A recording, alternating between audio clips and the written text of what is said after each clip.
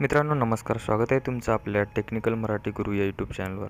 तर मित्रांनो, संजय गांधी निराधार योजना, लाडकी बहीण योजना आणि श्रावणबाळ योजना अशा अनेक जे काही विविध योजना आहेत गव्हर्मेंटच्या, जे काही सर्व स्कीम आहेत, त्यामध्ये कोणत्या पण असो, सेंट्रलच्या असो, स्टेटच्या असो, तर या ज्या सर्व योजना आहेत ज्यांची रक्कम म्हणजे ज्यांचा बेनिफिट हे DBT मार्फत आपल्या खात्यामध्ये जमा होते, तर त्यासाठी आधार शीडिंग असणे महत्त्वाचं आहे। कारण जे आधार लिंकला जे अकाउंट आहे त्या अकाउंटमध्ये हे पैसे जमा होत असतात।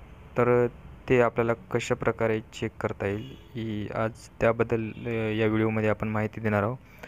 तर व्हिडिओ शेवटपर्यंत नक्की बघा आणि चॅनलवर नवीन असाल तर चॅनलला सबस्क्राईब करा, व्हिडिओला लाईक करा आणि अशाच माहितीपूर्ण व्हिडिओ मिळण्यासाठी चॅनलला सबस्क्राईब नक्की करून ठेवा।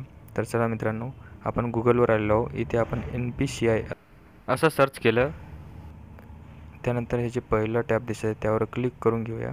असा इंटरफेस तुम्हाला दिसेल। त्यानंतर हे जे खाली यायचे इथे कन्झ्युमरचं जे ऑप्शन दिसत आहे पहिल्या नंबरचं, त्यानंतर भारत आधार शीडिंग एनेबल हे जो टॅब दिसत आहे त्या टॅबवर क्लिक करून घेऊया।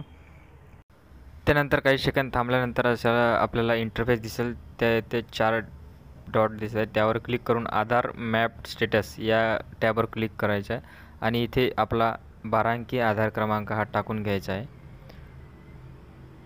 आपला आधार क्रमांक हा व्यवस्थित टाकल्यानंतर इथे बघू शकता तुम्ही आधार क्रमांक हा टाकलेला आहे आणि त्यानंतर हा जो कॅप्चा कोड दिसत आहे तो कॅप्चा कोड व्यवस्थित भरून घ्यायचा आहे।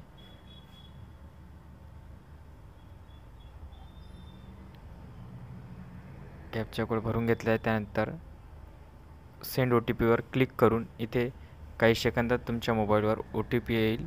तो OTP इथे टाकून घ्यायचा आहे। OTP टाकल्यानंतर खाली जे सबमिटचं ऑप्शन दिसत आहे त्या ऑप्शनवर क्लिक करून घ्यायचं आहे। जसा OTP सबमिट होणार त्यानंतर अशा प्रकारे तुम्हाला ही सगळी माहिती दिसणार आहे। Aadhaar number, mapping status, last updated date आणि कोणत्या बँकला तुमचं आधार लिंक आहे आणि ते अकाउंट DBTसाठी एनेबल आहे का हे सुद्धा इथे दाखवणार आहे।